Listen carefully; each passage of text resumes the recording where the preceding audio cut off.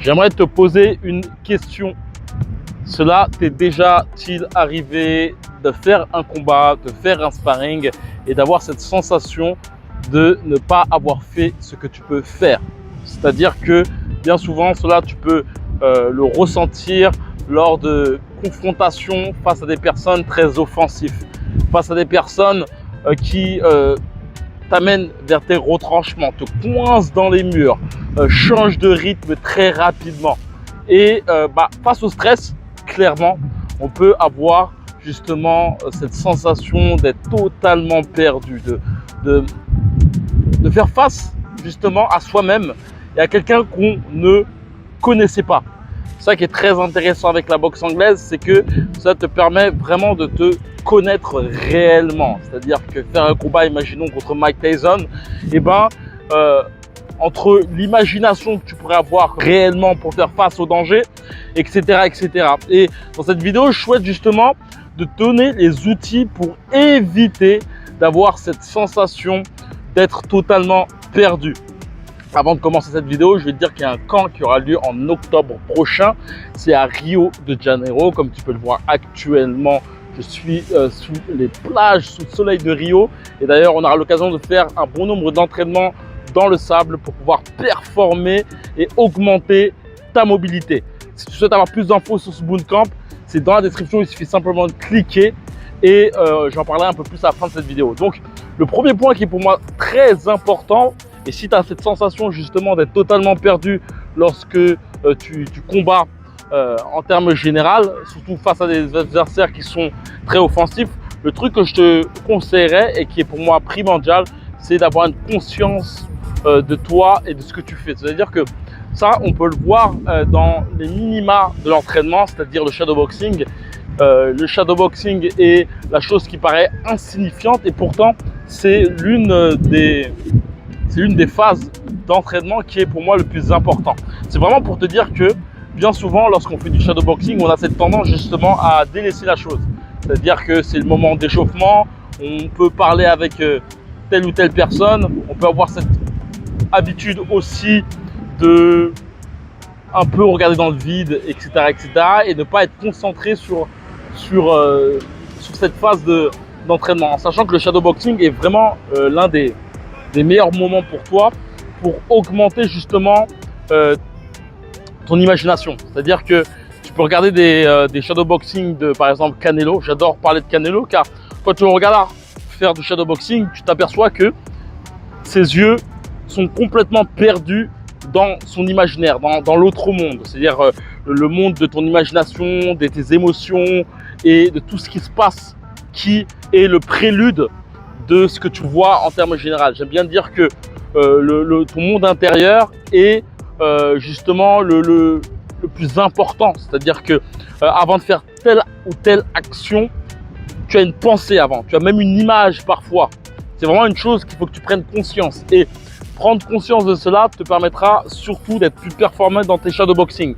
Je le vois lors de mes bootcamps, un bon nombre de combattants ont cette fâcheuse tendance à par exemple regarder le sol et à envoyer leurs coups pas symétriques, tu vois, l'envoyer comme ça et regarder le sol et en fait frapper le sol.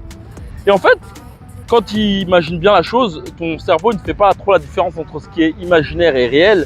Et en fait, en faisant ça, tu imprimes en toi des mauvaises habitudes. C'est-à-dire que il faut vraiment te dire, et ça c'est le deuxième point que je souhaite mettre en avant, c'est que lors de tes moments de flou, lors de tes moments de danger, lors de tes moments où, même lors de tes moments où tu es près de la mort, c'est-à-dire que tu te fais agresser face à quelqu'un qui par exemple a un couteau, etc., etc., la partie consciente de toi va disparaître. En fait, tu vas être totalement endormi face à tes habitudes de combat. Et d'où l'importance pour toi justement d'aiguiser tes habitudes de combat en étant conscient de ce que tu fais. Et même à la plus petite partie de l'entraînement qui est le shadowboxing. Donc, il est important pour toi d'être sérieux par rapport à l'envoi de tes coups, par rapport aussi à la symétrie de tes coups. J'aime bien le dire que quand tu fais un direct, il faut vraiment que tu l'envoies directement, tu sais, vraiment parallèle au sol pour tes crochets de la même chose, en t'imaginant faucher du blé. D'ailleurs, les métaphores sont un bon moyen pour toi de performer. Mike Tyson avait cette métaphore qui était de lorsqu'il envoyait un uppercut, de rentrer justement l'arête du nez de son adversaire dans le cerveau. Donc pareil, moi lorsque je frappais des côtes, et ben j'imaginais un mur. En fait, en entendant Mike Tyson dire ça, je me disais que forcément lorsqu'il faisait face à une côte, et ben pour lui c'était un mur. Et en fait, t'imaginer cela en fait va t'obliger à faire les bonnes actions, le bon mouvement. Pareil, un marteau-piqueur, lorsqu'il casse un mur, c'est tout droit, c'est pas comme ça ou comme ça. Et donc justement, les métaphores vont d'une part augmenter l'influx nerveux, parce que frapper une côte et frapper un mur, il faut plus de puissance pour frapper un mur. Donc juste de par cette imagination, en fait, et ben, ton cerveau va amener un influx nerveux nécessaire à l'action que tu souhaites. De même aussi pour justement la symétrie de tes coups. Ça va être très efficace à ce niveau-là. Et donc, c'est ça que je voulais te partager aujourd'hui. Je voulais déblatérer un bon nombre de choses, mais je pense que la vidéo sera très longue. Mais en tout cas, si tu souhaites nous rejoindre à un bootcamp qui aura lieu en octobre prochain, c'est dans le lien dans la description. Il suffit simplement de cliquer. Le but de ce bootcamp, c'est de te permettre de devenir un meilleur combattant.